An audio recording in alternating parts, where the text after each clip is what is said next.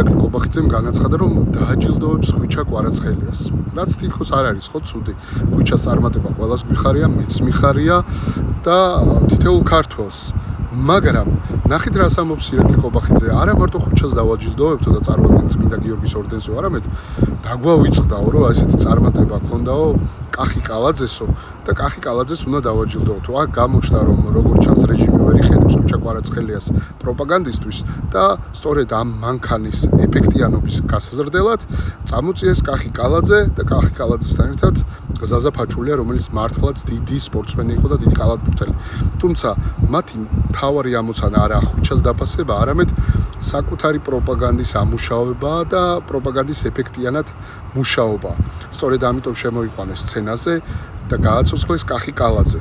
კახი კალაძის სპორტული წარმატება ყველას დაფასებული გვაქვს, მაგრამ ის როგორც პოლიტიკოსი არის თაღლითი, კორუმპირებული და ამას განასახიერებს. ამიტომ როგორც პოლიტიკოსი კახი კალაძე ქართული საზოგადოებისთვის და როგორც რუსული მანქანის ერთ-ერთი ჭანჭიკი არის მიუღებელი.